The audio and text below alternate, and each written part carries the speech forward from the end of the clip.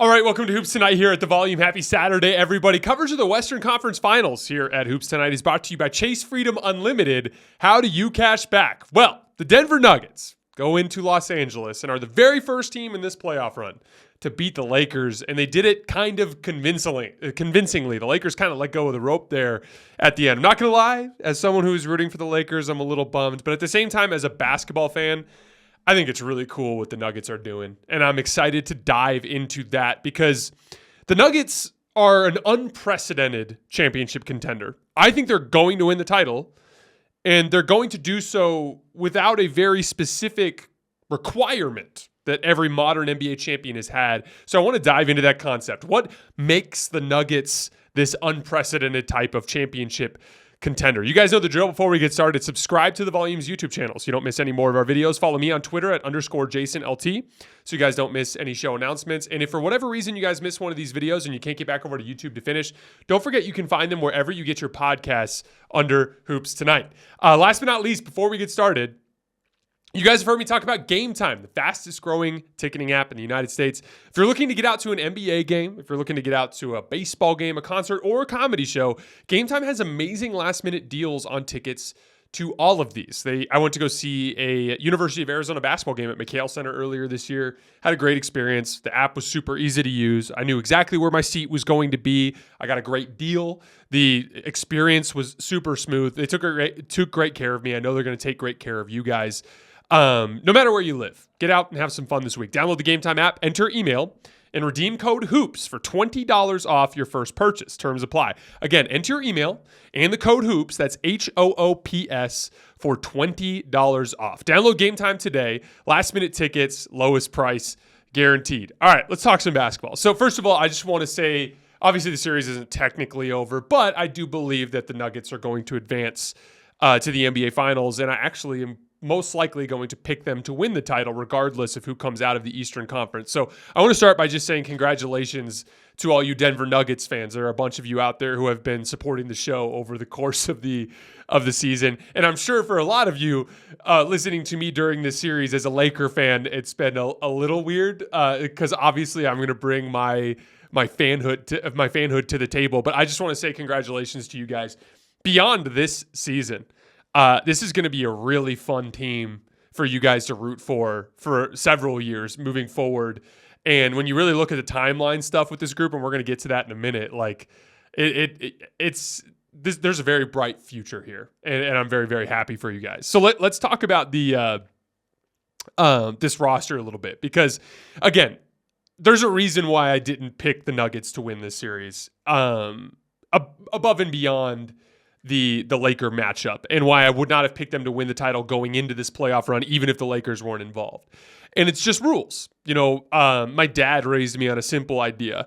The idea that the best indicator of future performance is past performance. So when you're projecting or planning for things, you should go based on, you know, what the past has taught you, right? And it's just a good way to try to avoid potholes and pitfalls in life and try to navigate safely, right? And one of the things that, you know, I've learned, that we've all learned covering the league, is like, you don't win if you don't have a top 10 defense. Unless you have an otherworldly talent advantage, which the Nuggets don't. They're a fantastic basketball team, but no one's comparing this team to the 2017 Warriors, right?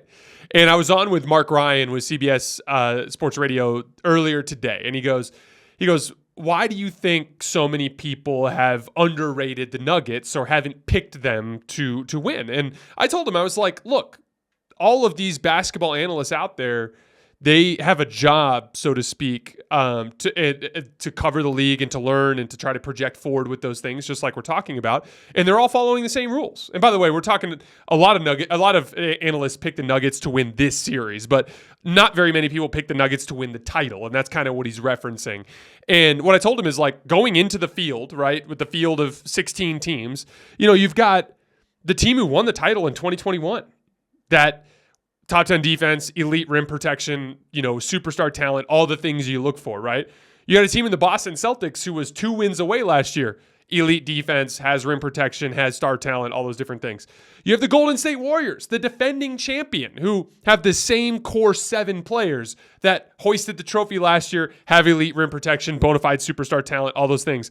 The Los Angeles Lakers, LeBron James and Anthony Davis, and good role players who won the title in 2020. And once again, elite rim protection, elite defense. So we had a bunch of teams that were just safer bets, and that doesn't mean and the people who picked the Nuggets to win the title, obviously they're prescient in a lot of ways. But the point is it's not disrespect to the Nuggets to learn from the lessons that NBA history has taught us and to pick accordingly. That's why I picked against the Nuggets. But here I am now, and I've learned. I've learned that I was wrong and that all of us were wrong, right? And that's what's interesting to me. How does a team that finished 15th in defense and has by far the worst defensive front court of any recent NBA champion, why is it that I think that team is going to have the Larry O'Brien trophy in 3 weeks? Why? I want to dive into that a little bit. So I wrote down some notes, and the first thing I wrote is become truly unguardable. This Laker team has really high-end defensive talent, and they run these lineups where it's Anthony Davis and LeBron James flying around in the back line. They've got another big forward, whether it's Vanderbilt or Rui, and those are actually better forwards than the 2020 Lakers had. And defensively at the guard position, they're not as good as they were in 2020, but they're better at the forward position, right? And more importantly, this particular team has a bigger defensive identity simply because that's the only way they can win games because they struggle so much offensively at times, right? And there was never really a stretch where the Lakers shut down the Nuggets. There were stretches in 2020 where they shut down the Nuggets. There were stretches against the Warriors and Grizzlies where they shut down those teams. The best defensive stretch in this series was the first half of game 1, and they still got 48 points. You get the point. Denver has become truly unguardable. And I think it stems from a couple of different things. Perfectly complementary stars. So when the Jokic Murray action takes place, you have no good option. If you switch, you're going to switch a forward onto Jamal Murray, who can attack, or you're going to switch a small onto Nikola Jokic, who can attack, right? If you sit in a drop coverage, you're going to concede shots. If you step up on those shots, you're going to leave the role open to Jokic. And if you help on Jokic, and this is the pivotal part, Jokic is such a good playmaker, and even Jamal Murray, who in college averaged more turnovers than assists, has become a good playmaker. 6 assists per game in this postseason run. And this is part 2. Not just guys who can shoot off ball, deadly off ball threats. Cannot leave them open. Off-ball threats in Kentavious Caldwell-Pope and Michael Porter Jr. Michael Porter Jr. was 1.3 points per spot-up possession this season, which was top of the league for the vast majority of the season. That's how good Michael Porter Jr. is. He's absolutely devastating, deadly if you leave him open. And then Kentavious Caldwell-Pope, and again, I have been telling you Nuggets fans all season, I covered him with the Lakers in 2021, one of my absolute favorite role players. I said at the time of the Russell Westbrook trade that KCP was better than Russ right then.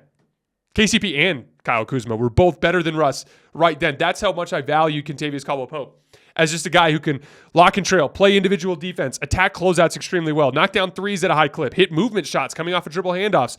One of the best transition defense and offense guards that there is in the league. And he was absolutely deadly in his catch and shoot situations in this series. Then Aaron Gordon, the one guy that's technically not a shooting threat, he's amazing at everything you need to be amazing at in order to be effective in an off-ball role when you're not a shooter. And that is the ability to offensive rebound, but also to get deep seals inside when they need him to. And he's got the ability, he's like in the NBA 2K video games, which I used to play a lot more when I'm younger. I can't remember the last time I did, but they used to have a metric for standing jump, right? It was like standing vertical and running vertical, I think, or something like that.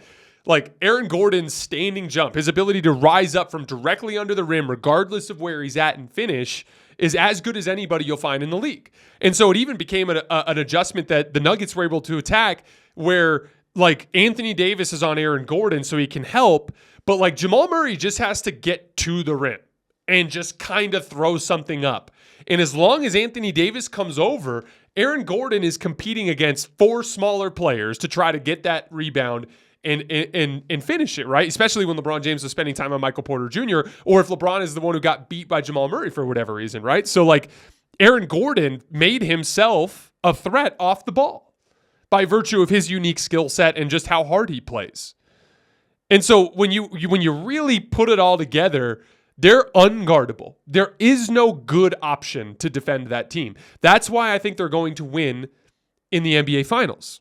Like, to Darvin Ham's credit, and Darvin Ham has had a good postseason, and I don't agree with everything he's done. Like, he bet. Darvin Ham was at the roulette table and kept picking red, and it kept going black. And he kept going red because he just thought D'Lo's going to start making shots eventually, right?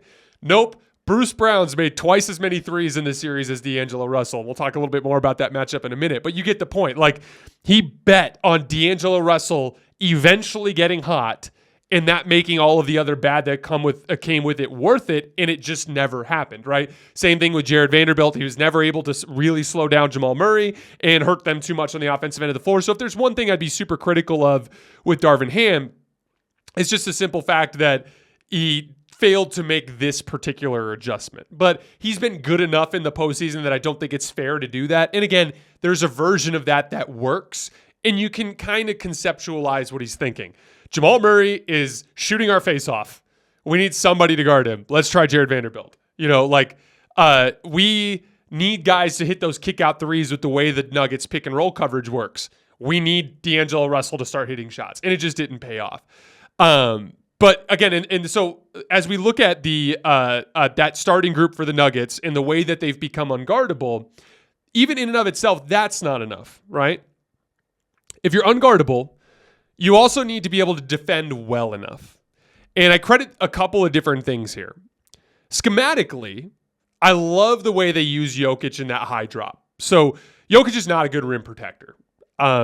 Certainly not compared to his peers, but just in a vacuum, he's not a good rim protector. But what's genius about the high drop coverage that they use, and they used at various points in the series, they dropped him further back. But what works with this high drop, and they use the high drop a lot during the regular season, is it's like, okay, you can't protect the rim. Let's not protect the rim. Let's just have you be the guy that you would typically be, usually when you guard a pick and roll 3-on-2, you're bringing another guy over from the weak side to be super aggressive, right? Well, they're basically telling Jokic, like, you got one job. Like, when the dude comes over the top of the screen, you kind of dissuade that pull up or catch that driving lane, right?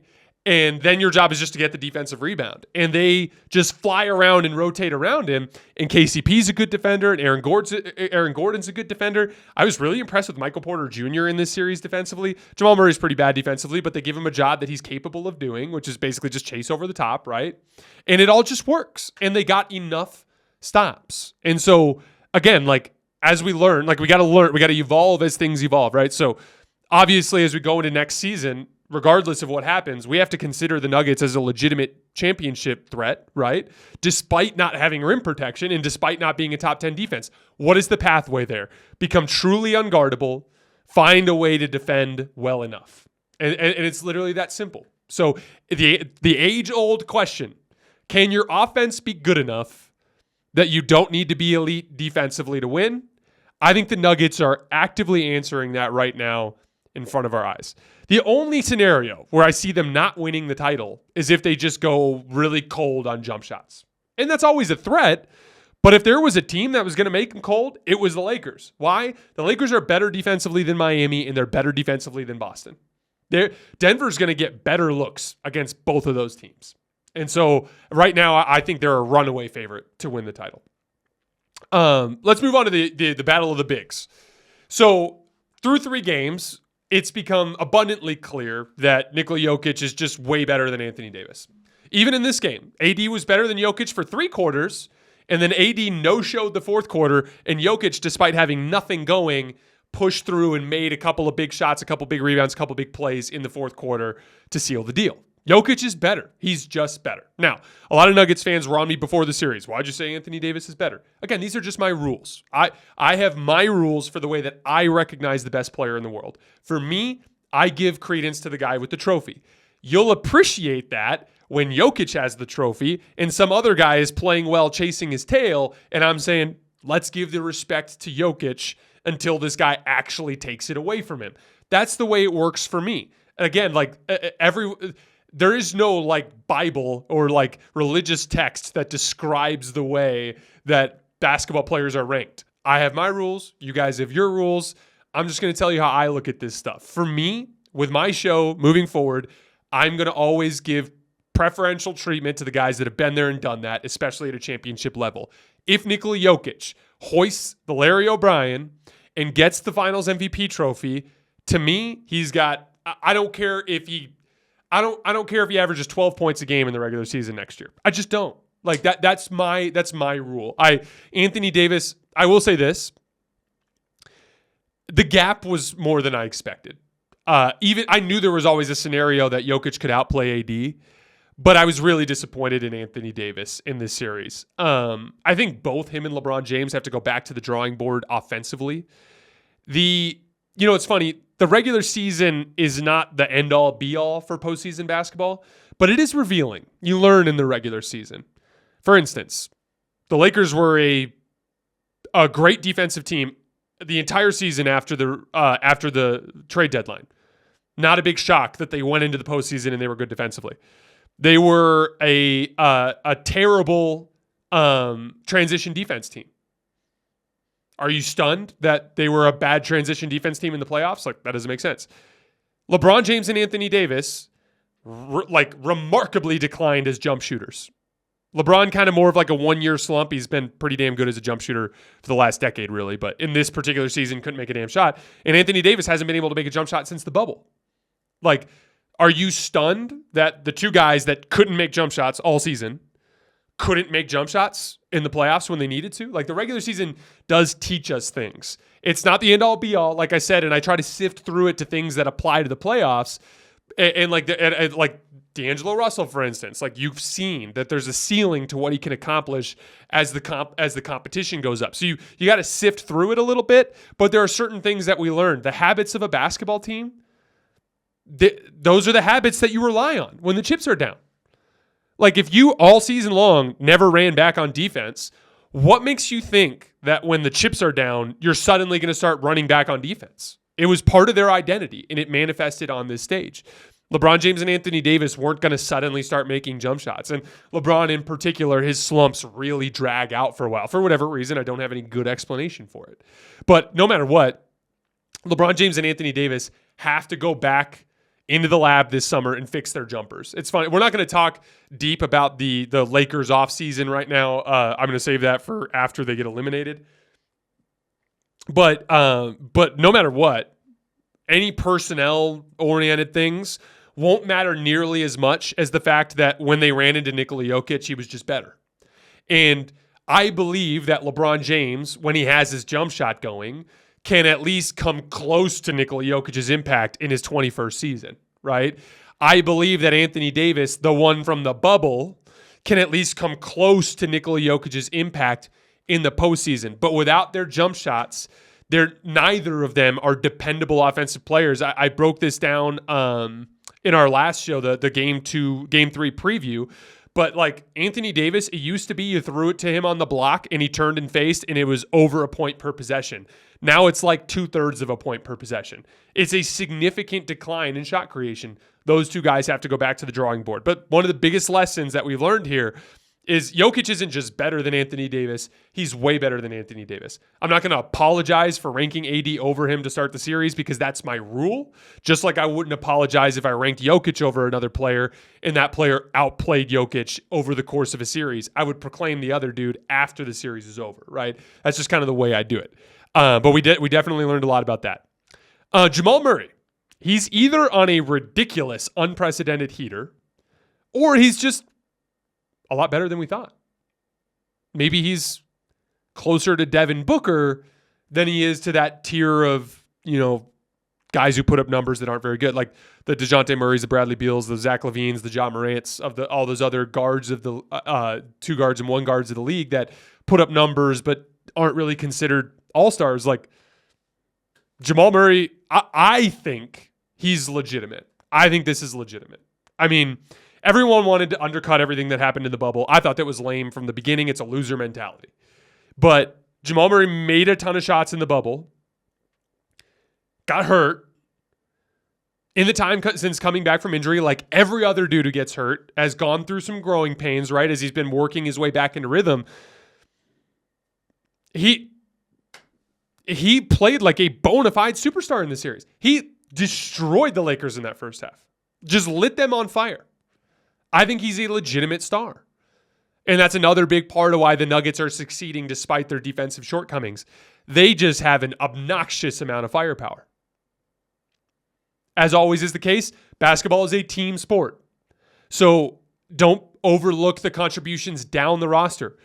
Bruce Brown absolutely punked D'Angelo Russell in this series. Got in his head, got him off his game, outshot him from the perimeter, dominated the game on in the athleticism areas. There was a sequence, I was watching the game with a buddy, and there was a play where LeBron, I think, it was either LeBron or Austin, tried to throw a lob to Anthony Davis. And Anthony Davis, missed it over the front of the rim and tried to go grab it on the other side. And, 3 Nuggets are in there knocking around at the ball, and the Nuggets secure the loose ball.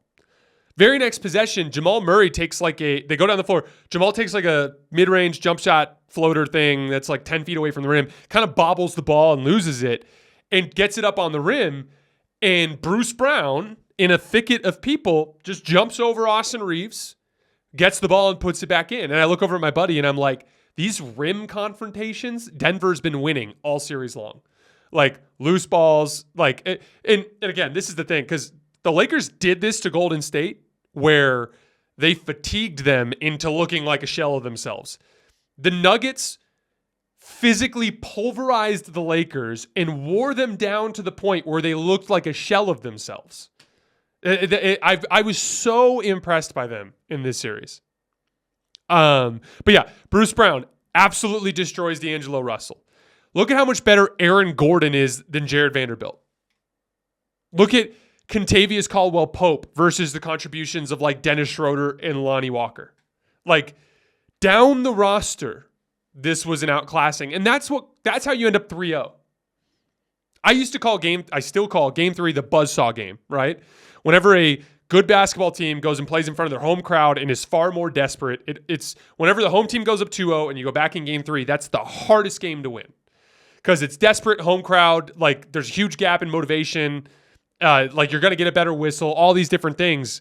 And they overcame that. The only way you do that is if it's down the roster outclassing.